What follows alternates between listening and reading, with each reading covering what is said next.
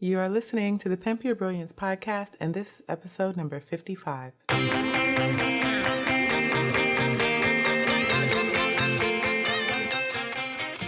Welcome to the Pimp Your Brilliance podcast with Monique Malcolm, a show about creative people leveraging their brilliance to create their own opportunities. I aim to show you what's really possible when you shut down the chorus of fear and lean into your genius zone. You can learn more about this show and subscribe for updates by visiting keepchasingthestars.com/podcast. Hey Star Chasers, thanks for tuning in to another episode of Pimp Your Brilliance. I am your host Monique Malcolm, and if this is your first time here, I'm so glad to have you. The Pimp Your Brilliance podcast is a show for side hustlers and aspiring creative entrepreneurs who want to turn their ideas into income. And we do that here every single week with interviews with amazing creative entrepreneurs, as well as me sharing bits and pieces of my own journey and offering up strategies and tips for how you can apply these things to your own business and your own side hustles.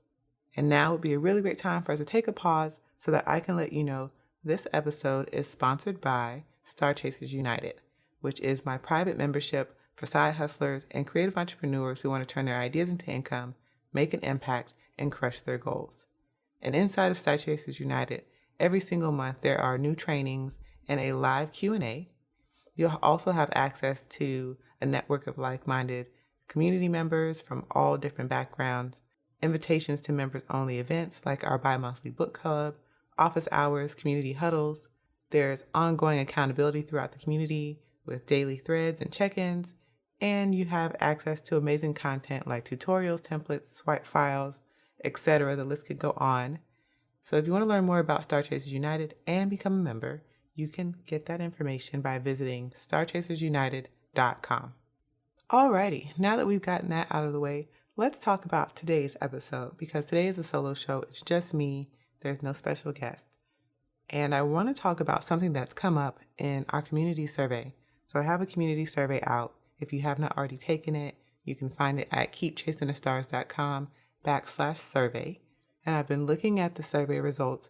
And the one thing that has really stood out is there's a lot of requests for time management strategies and productivity strategies. And I think that's great. I have some things to share. But it made me really think about this idea of time management. And the one really, really important lesson that I have learned about time management that I don't think anyone really talks about or tells people. And so here it is. There's no such thing as time management. You really have to learn how to manage yourself. And I know this sounds crazy, but it's true. You can't manage time. It's going to continue moving forward whether or not you're on task. So you can have the best planned schedule ever. And I see this happen all the time. People will plan their schedule to the T, but then still not get anything done. Time is going to continue moving forward. It doesn't care. Time moves forward with or without you being on task. So what you actually have to learn is how to manage yourself, and then how to properly allot the time that's available to you every day. And that is a real challenge. It's a big, huge challenge, because self-management is not something that comes natural to most of us. If you think about it like this, we spend a majority of our lives being managed by someone else. When you're a child, you're managed by your parents, your school teachers. Once you become an adult and you work in some type of workplace, business, company, whatever, there's usually someone there looking over your shoulder, checking in, doing performance reviews, seeing how we are progressing. So we don't actually know how to manage ourselves. What we are really good at is managing other people's expectations and using that as a basis of how we get things done. So it's not really that crazy when you think about it. On the weekends, when you're supposed to be working on your side hustle, if you find yourself sleeping in, or you're watching Netflix instead of working on tasks that you know that you need to get done or that you want to get done. Because there's no one checking in to keep you accountable for your efforts outside of work. And that doesn't mean that you don't want it bad enough. It doesn't make you lazy. You just haven't learned how to manage yourself or put systems into place that are going to help you out with that management piece. So really, instead of worrying about time management and how we're going to manage time, I think a better strategy is to think about how are you going to manage yourself and what things can you put into place so that you can start learning better self-management, because it is a real challenge. It takes a lot of practice, a lot of discipline, a lot of mastery, but it's doable. It's not impossible. And there's two things that I want to highlight that you should be doing or you can be doing instead that are going to help you learn better self-management skills versus fighting the time. Because as I said, you can plan your time to the T. You can buy all the planners in the world. You can use all the project management systems. You can have all the calendar invites and it can be lined up beautifully. But none of that matters if you can't manage yourself, if you can't make yourself do the work that you have allotted to yourself. So the first thing I want to talk about is focus. The first step to successfully managing yourself is to fix your focus problem. And we all have this. We are living in the age of distractions. So we have reached this point as a society. It's not just you, it's everybody. We've reached this point where we are actively seeking out distractions. Instead of trying to eliminate them or avoid them, we look for them. Think about it like this. How many times have you sat down to get started on a task and you just had to check your email one last time? Or you just had to check Facebook one last time? Or Instagram, or insert anything, social media, stats of some sort before you could actually get started working? Or how often do you eat meals with your phone in your hand and you're just scrolling along? In one hand, you have a spoon and you're shoveling away. In the other hand, you're scrolling. Well, when was the last time that you watched TV without your computer in your lap? Because we know that's super productive. You're trying to watch a movie, but at the same time, you have a computer in your lap and you're surfing the internet. You're not really focused on either of those tasks. We have trained our brains to not focus on one single task. Instead, we've convinced ourselves that we need additional stimulation in order to do our work, or else we feel bored. And again, this is one of those things that's not your fault. This is a corporate America thing. The whole idea of multitasking came out of a corporate setting because they felt like, oh, we can get more bang for our buck by making people do multiple things at one time. But that logic is so backwards, and it doesn't work like that. If you are trying to do multiple things at one time, you're not doing either one well, because you can't split your attention like that. You need to be focused on either task A or task B. You can't do task A and B simultaneously. It doesn't work like that. You need to be focused in on one thing in order to complete it, because one, you'll complete it faster, you'll complete it more correctly, and you'll get it done and you'll be able to move on to the next task. But as long as you try to do both, you're not doing either one well. In addition to that, you are taking twice as long to get those things done. And that's where this piece of irony comes together, because it's like in one hand, we are all desperate to be more productive. We want to be faster. We want to be more efficient. But we are also willfully ignoring the thing that's going to result in our biggest instant productivity boost. And that's learning how to focus. And by eliminating distractions and single tasking. So not trying to do 3 different things at one time. Multitasking, the idea of multitasking, it's a huge productivity killer. It's a time suck and it's a lie. So stop doing it. We cannot split our attention between multiple things and do them efficiently. You have to learn how to focus. One really simple way to practice more focus, practice single tasking, practice eliminating distractions is to use the Pomodoro method.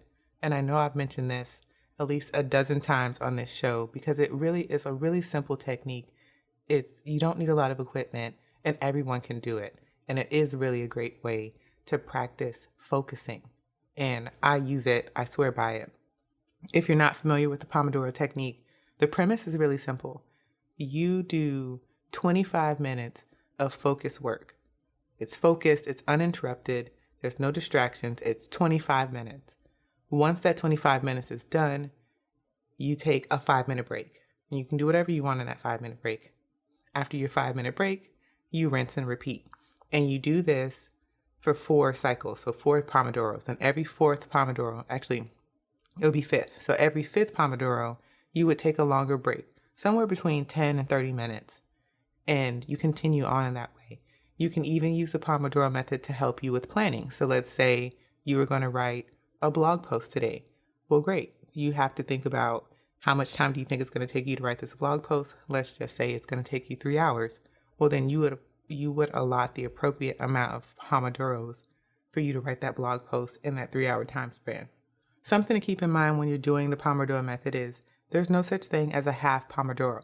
You either did the full 25 minutes or you didn't. So if you did 10 minutes and then you got up and something else happened and you didn't finish 25 minutes, that doesn't count. So it's a full 25 minutes of focus work. And there's so many great Pomodoro apps. I will link to some in the show notes. But if you were to Google Pomodoro apps, there's tons of free ones. Or you can just use a timer on your phone or an actual analog timer if you have one of those in your house. It doesn't matter. 25 minutes on, 5 minutes off, rinse and repeat. The Pomodoro method is truly one of the simplest ways to practice focusing. But more importantly than that, it's also a really great way for you to start figuring out how you are allotting your time. So making sure that you plan ahead and you think about how much time you have, how much time you can realistically work, and then put together an actual strategy using your Pomodoros to make sure that you are working during that allotted time. Which brings me over to the next thing, because as I've mentioned several times this episode, we all have these really great, beautiful weekly schedules planned out. Well, most of us do. But still, some of us are still struggling to get things done. And that is because we need to develop good habits and routines. Because listen, if nobody's ever told you, you are the sum of your habits, good and bad. So that means the person that you are is a direct reflection of the habits that you have. So if you are in the best shape of your life, chances are you probably have really good habits. If you are crushing your goals, again, good habits. Going to the dentist with no cavities, you probably have good dental hygiene habits or routines. The point is, good habits channel your energy into a momentum building rhythm that works for you. On the other hand, bad habits drain you and they use up your finite amounts of energy. And it's just like the concept of willpower. You only have so much willpower. You only have so much energy in the day. Don't waste that good energy on bad habits that are sucking up time, sucking up your energy. You want your habits to propel you forward, to help support you to be the best that you can be. With that in mind, I want to share a few really good habits that will make you a better self-manager.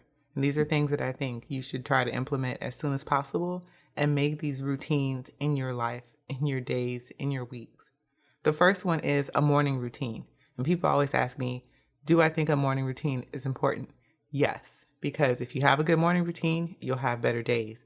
You'll wake up, you'll know what you need to do. You'll use less of your finite energy because you know all of the stuff. It's a routine. You do these things automatically. But it's just a really great way to start your day with a little boost and on the right foot. So a morning routine, I definitely suggest that you figure out, what do you want to happen in your morning?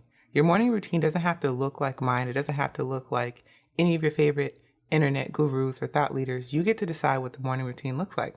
So do you want to get up really early in the morning? Great. How much time do you want to have in the morning? What types of things do you want to do? Some suggested things, these are not set in stone, but things that you can do.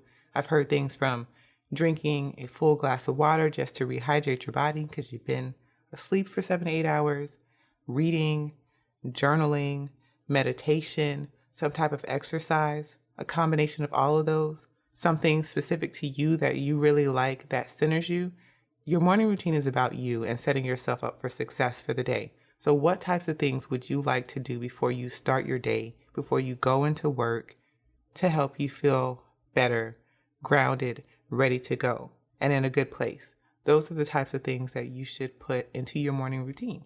And then figure out how much time do you want to spend on those things. So do you want to spend 30 minutes writing? Do you want to spend an hour reading?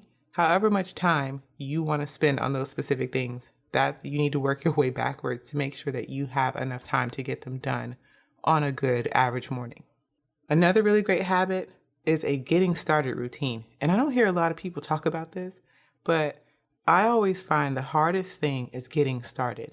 I can have the best laid plans in the world, but if I don't have a getting started routine, sometimes it can take me 30, 40, an hour to get started. I'll fall down YouTube rabbit holes or Twitter thread rabbit holes. It doesn't even matter. It's really easy to get distracted. So if you have a getting started routine, it's a lot easier for you to sit at your desk and know it's time to get to work. So this getting started routine can follow up your morning routine. But one of the things that I like to use as a part of my getting started routine is one, reviewing my plans for the day. So I look at my planner to see if I have any interviews, meetings, appointments that are coming up that day. I also check my Asana to see what type of tasks I have or anything that my assistant has left for me that day. And then my big one is I start my Pomodoro clock because it's really easy for me to get distracted and go off on a tangent and not actually get started on my work. So I make it a habit to start the Pomodoro by a certain time every morning because there's just something about that countdown clock on my computer screen that I don't want to waste that time. So I just set the Pomodoro timer right away. And I also use internet blocking apps to make sure that I can't do things like check my email or social media. So my two favorite ones, if you're on the Mac, it's called Self-Control. It's free. There is one for PC.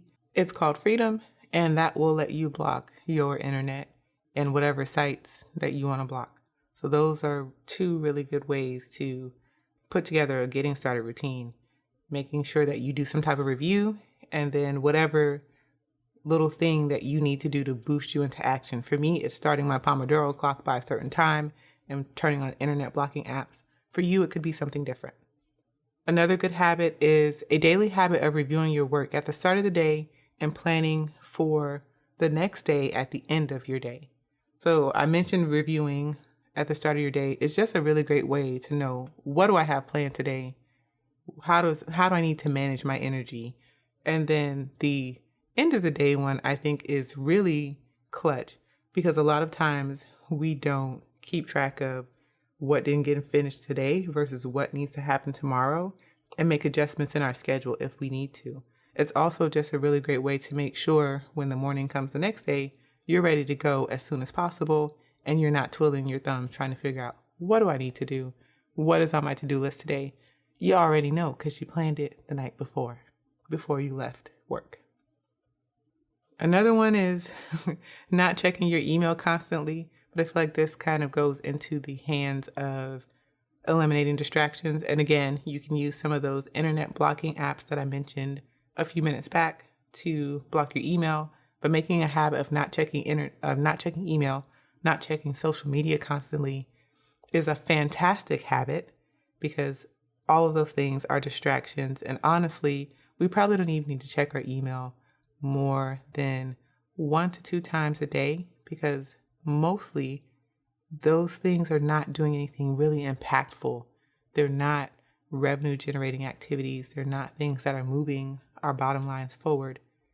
And then finally, you need to develop a habit of going to bed on time. And I know some people are like, oh, I don't need that much sleep. You need to sleep. Sleep is important.